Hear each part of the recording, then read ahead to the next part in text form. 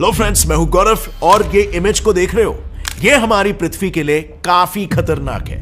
इसे कहते हैं सोलर प्रोमिनेंस यानी कि सोलर प्रोजेक्शन। इससे खतरा, हाल ही में हुए एक अवार्ड फंक्शन में हीट स्ट्रोक की वजह से एक ही दिन में 13 लोगों की जानें चली गई, all because of extreme heat from heat wave. इस डेटा के अनुसार इंडिया को पिछले 8 सालों में से 5 साल इन हीट वेव्स का सामना करना पड़ा था, इंक्लूडिंग अभी का टाइम जिसमें लिटरली जमीन तपतपा रही है और गर्मी हर साल बढ़ती ही जा रही है। सो डेफिनेटली पृथ्वी के एटमॉस्फेयर में कुछ तो गड़बड़ चल रहा है बॉस। और वो गड़बड़ रियलिटी में क्या है उसे समझने के लिए जब हमने इन हीट वेव्स पर अपनी इन्वेस्टिगेशन शुरू की तो I was shocked to hear this. Something very strange is up with our sun. Sun has broken free and created a tornado-like swirl. Yes, problem पृथ्वी के एटमॉस्फेयर में नहीं है बल्कि हमारे सन में है। साइंटिस्टों के हिसाब से एक मेगा सोलर प्रोमिनेंस की वजह से सन का एक बड़ा सा टुकड़ा टूट चुका है और 96 किलोमीटर पर आवर की स्पीड से ये किसी टोर्नेडो की तरह उसके नॉर्थ पोल के चक्कर काट रहा है। अब ऐसा नहीं है कि ये प्रोमिनेंसेस कोई पहली बार हुए हैं, ये फीचर सभी स्टार्स में काफी कॉमन है, पर इसकी वजह से किसी भी स्टार का टुकड़ा नहीं टूटा है एक्सेप्ट आवर सन। जबकि सन फिलहाल अपने मिडिल एजेस में है और अपने अंत से बहुत दूर है, और ऐसे एक मेजर पीस का ब्रेक ऑफ हो जाना तो किसी भी स्टार के साथ कभी देखा नहीं गया है। दरअसल 1000 BC में बेबीलोनियंस ने यह समझ लिया था कि सभी सोलर इक्लिप्स एक पर्टिकुलर पैटर्न को फॉलो करते हैं जो मून के मोशन पर डिपेंडेंट है, और इसीलिए उन्होंने मून के मोशंस को स्टडी करने की ठान ली। इस स्टडी के दौरान उन्होंने ये देखा कि मून के 3 अलग अलग मोशंस हैं। लूनर मंथ LM यानी कि एक न्यू मून से दूसरे न्यू मून तक का टाइम, एनॉर्मलिस्टिक मंथ AM यानी 1 complete orbit rotation of moon, और टेक्टोनिक मंथ TM मतलब असेंडिंग नोड से असेंडिंग नोड तक का टाइम।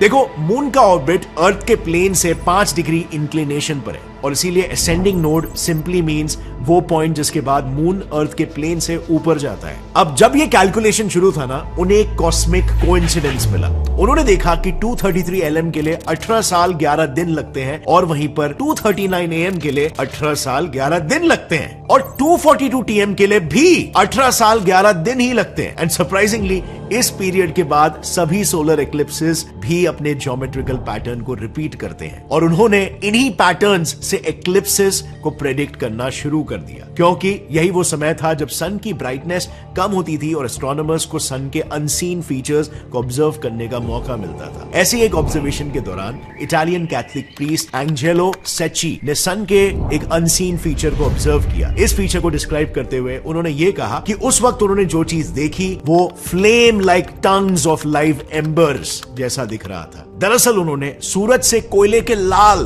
धड़कते चिंगारियों को बाहर निकलते हुए देखा था। इस ऑब्जर्वेशन के बाद सभी एस्ट्रोनॉमर्स सन की स्टडी के लिए सोलर इक्लिप्स का इंतजार करने लगे until 1860 में 2 जर्मन साइंटिस्ट गुस्ताव किरचॉफ और रॉबर्ट बर्नसेन ने स्पेक्ट्रोस्कोप को इजाद किया, जिसके बाद एस्ट्रोनॉमर्स को यह पता चला कि अगर उन्हें सन को स्टडी करना है तो उन्हें सोलर इक्लिप्स तक रुकने की कोई जरूरत नहीं है। वो स्पेक्ट्रोस्कोप की मदद से सन को जब चाहे तब ऑब्जर्व कर सकते हैं। एंड फाइनली इस रियलाइजेशन के बाद एस्ट्रोनॉमर्स ने 18 अगस्त 1868 में हुए इक्लिप्स को स्पेक्ट्रोस्कोप की मदद से फोटोग्राफ किया। इस फोटो से यह पता चला कि एंजेलो सेची ने जिन चिंगारियों की बात की थी वो असल में कुछ और नहीं बल्कि सन का ही एक हिस्सा है, जिसको उन्होंने नाम दिया सोलर प्रोमिनेंस, और यहीं से सन को ऑब्जर्व करने का सिलसिला शुरू हुआ। और ऐसे ही एक ऑब्जर्वेशन के दिन जब साइंटिस्ट सन के सरफेस को स्टडी कर रहे थे तब उन्होंने उस पर कुछ ब्लैक स्पॉट्स को ऑब्जर्व किया, जिन्होंने आगे चलकर सन के 2 इंपॉर्टेंट मैकेनिज्म्स को रिवील किया। इस मैकेनिज्म से एक बात पता चली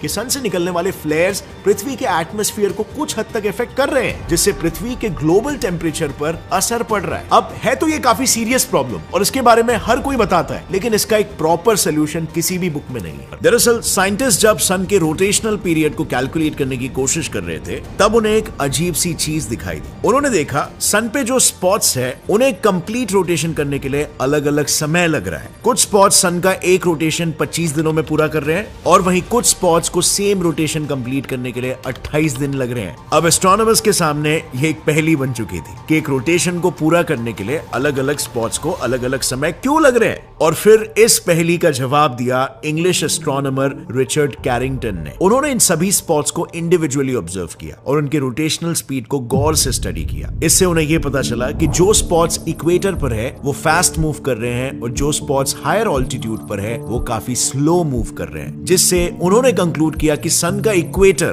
पोल्स के कंपैरिजन में फास्ट मूव कर रहा है, यानी सिंपली सन डिफरेंशियली रोटेट कर रहा है। अब जिन सन स्पॉट्स की वजह से डिफरेंशियल रोटेशन के बारे में पता चला था, ऑब्वियस है कि उन्हीं के डिटेल स्टडी से इसका रीजन भी पता चलता, और इसीलिए अमेरिकन एस्ट्रोफिजिसिस्ट जॉर्ज एलरी हेल ने भी सन स्पॉट्स को ऑब्जर्व करना शुरू कर दिया। कंटिन्यूअस ऑब्जर्वेशन के बाद उन्होंने ये कंक्लूड किया कि ये जो सन स्पॉट्स हैं वो सन के अलग अलग हेमिस्फीयर में अलग अलग बिहेवियर दिखा रहे हैं, और एक सर्टेन पीरियड के बाद उनका ये बिहेवियर रिवर्स हो रहा है। इससे उन्होंने ये कंक्लूड किया कि सन के पास एक फिजिकल मैग्नेटिक फील्ड है जो लिटरली सिर्फ 11 सालों में फ्लिप होती रहती है, और इसी फ्लिपिंग के वजह से इस साल वो टुकड़ा टूट गया है। अब देखो, ज्यादा घबराने वाली बात वैसे नहीं है, क्योंकि जो पार्ट टूटा है ना वो बस 0.1% ऑफ सोलर मास है, और इससे सन और अर्थ के बीच के ग्रेविटेशनल फोर्स पर ज्यादा इफेक्ट नहीं पड़ेगा। हाँ, लेकिन घबराने वाली बात तब होती अगर एटलीस्ट 35% मास गायब हो जाता, क्योंकि प्रेजेंटली यूनोसा के अनुसार पूरे सोलर सिस्टम में करीब 17,500 मैन-मेड स्पेस ऑब्जेक्ट्स अर्थ के इर्द गिर्द घूम रहे हैं, जिनमें से एटलीस्ट 4,852 सैटेलाइट्स एक्टिव हैं। इसका मतलब अगर सन का एक बड़ा टुकड़ा निकला और उससे उसकी ग्रेविटी कम होती है, तो पृथ्वी, सारे प्लैनेट्स, उनके मून्स और सभी man-made objects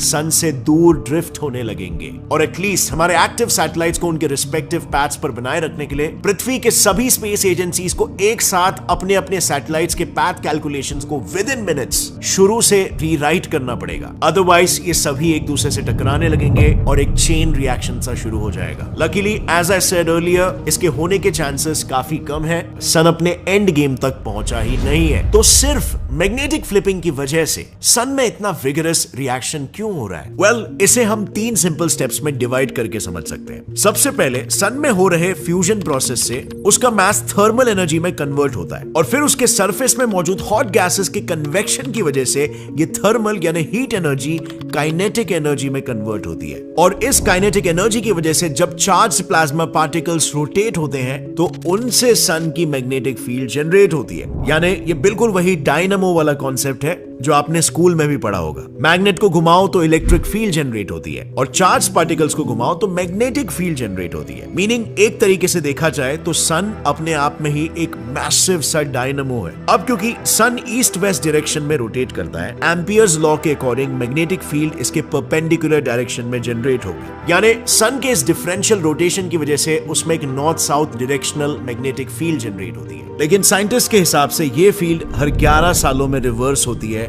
which is quite strange. In fact, इस फील्ड के रिवर्सल के वजह से ही सोलर प्रोमिनेंसेस बनते हैं। यानी बात बिल्कुल सिंपल है, अगर प्रोमिनेंसेस के नेचर को समझना है तो सबसे पहले सन के मैग्नेटिक फील्ड के बिहेवियर को समझना होगा। सो इस मैग्नेटिक फ्लिप को समझने के लिए जब साइंटिस्टों ने सन के नॉर्थ साउथ मैग्नेटिक फील्ड को कंसिडर किया, तब उन्हें यह पता चला कि मैग्नेटिक फील्ड लाइंस सन के प्लाज्मा मोशन के साथ कनेक्टेड है, क्योंकि अनलाइक अर्थ, सन पूरी तरह से चार्ज प्लाज्मा से भरा हुआ है, और ये चार्ज पार्टिकल्स मैग्नेटिक फील्ड के डायरेक्शन को अफेक्ट करते हैं। अब क्योंकि सन डिफरेंशियली रोटेट करता है, इसीलिए इक्वेटर पर मौजूद लाइंस एक रोटेशन के बाद ट्विस्ट होंगे, और उसके कई रोटेशंस के बाद पिक्चर कुछ ऐसी दिखेगी। यानी यहां पर आप क्लियरली देख सकते हो कि नॉर्थ साउथ से east west directional field generate हो रही है, और इस रोटेशन के चक्कर में मैग्नेटिक फील्ड ट्विस्ट और एंटेंगल होकर एम्पलीफाई होती है। इस पूरे प्रोसेस को साइंटिफिक लैंग्वेज में ओमेगा इफेक्ट कहते हैं। पर सरप्राइजिंगली, जिस प्लाज्मा रोटेशन ने इस फील्ड के डायरेक्शन को चेंज किया, वहीं उसे फिर एक बार फ्लिप करके फुल रिवर्सल करने पर मजबूर करती है। सो होता यह है कि ईस्ट वेस्ट फील्ड बनने से अब फील्ड डायरेक्शन और प्लाज्मा रोटेशन का डायरेक्शन सेम हो जाता है। प्लस प्लाज्मा गर्म होने से उसमें कन्वेक्शन करंट्स की वजह से वॉर्टेक्सेस यानी गर्म हवा के बवंडर बनते हैं, जो प्लाज्मा में मौजूद फील्ड लाइंस को लिफ्ट करके ट्विस्ट और टर्न करते हैं। इससे इन लाइंस में मैग्नेटिक रिकनेक्शन होता है, जो इन फील्ड लाइंस के ऊपर डिटैच्ड होकर मैग्नेटिक लूप्स बनाते हैं, और इस प्रोसेस के कंटिन्यूअसली होने से ईस्ट वेस्ट डायरेक्शन में कई सारे छोटे छोटे मैग्नेटिक लूप्स फॉर्म होते हैं, जिनके इफेक्ट्स को अगर हम ऐड करें तो एक लार्ज करंट जनरेट होता है, और फिर ये करंट इन टर्न अपने परपेंडिकुलर डायरेक्शन में यानी नॉर्थ साउथ डायरेक्शन में मैग्नेटिक फील्ड जनरेट करता है। अब जैसे कि मैंने पहले बताया कि इन लूप्स में मैग्नेटिक रिकनेक्शन होता है, जिसके वजह से फील्ड लाइंस की मैग्नेटिक एनर्जी प्लाज्मा में मौजूद पार्टिकल्स के काइनेटिक एनर्जी में कन्वर्ट हो जाती है। इससे plasma particles in field line के लूप्स में फ्लो होकर सन में दिखने वाले फिनोमेनन को जन्म देते हैं। क्योंकि अगर प्लाज्मा स्ट्रीम सीधे सन से बाहर चले जाए तो एक सोलर फ्लेयर बनता है, और अगर वो एक बड़े धमाके के साथ फट जाए तो एक CME यानी कोरोनल मास इजेक्शन हो जाता है, और अगर वो प्लाज्मा वही लूप्स में घूमे तो एक सोलर प्रोमिनेंस फॉर्म होता है। हमारी करंट अंडरस्टैंडिंग के हिसाब से इन प्रोमिनेंसेस को दो क्लासेस में डिवाइड किया गया, एक्टिव और क्विंसेंट। बेसिकली एक्टिव प्रोमिनेंसेस मतलब वो जो कुछ घंटों या कुछ दिनों के लिए विजिबल है, जो वायलेंटली फटते हैं और इसी वजह से वो सोलर साइकिल के साथ एसोसिएटेड है। और इसके एग्जैक्टली ऑपोजिट है क्विंसेंट प्रोमिनेंसेस, जो बिल्कुल स्मूथली बनते हैं और कई महीनों तक विजिबल होते हैं। रिसेंटली जिस प्रोमिनेंस की वजह से सन का एक हिस्सा टूटा है वो इतना वायलेंट है कि उसे साइंटिस्टों ने सन के मैग्नेटिक फ्लिप के साथ लिंक कर दिया है, यानी कि ये प्रोमिनेंस एक्टिव कैटेगरी में आता है। और भले ही ऐसे प्रोमिनेंसेस कॉमन है, लेकिन ये पहली बार हुआ है कि इन्होंने सन पर एक पोलर वॉर्टेक्स बना दिया है। अब इन जैसे फिनोमेनन से हमें बस यही पता चलता है कि अब तक हम अपने सन को भी पूरी तरीके से समझ नहीं पाए, और इसी वजह से साइंटिस्टों ने सन को और अच्छे से समझने के लिए पार्कर सोलर प्रोब को लॉन्च किया था। और ये प्रोब सन को एकदम करीब से देखकर, महसूस करके उसे समझने की कोशिश कर रहा है, ऐसे फिनोमेनन को एक्सप्लेन करने की कोशिश कर रहा है। अब हाल ही में पार्कर सोलर प्रोब ने कुछ वंडरफुल डिस्कवरीज की है सन के बारे में, जिसे मैंने डिटेल में इस वीडियो में एक्सप्लेन किया है। यहां पर क्लिक करके आप उस वीडियो को देख सकते हो, बहुत इंटरेस्टिंग वीडियो है। और फ्रेंड्स, इस वीडियो से आपको कुछ भी नया सीखने मिला, नई बात जानने मिली, एक लाइक जरूर ठोकना। See you next time. As always stay curious, keep learning and keep growing. जय हिंद।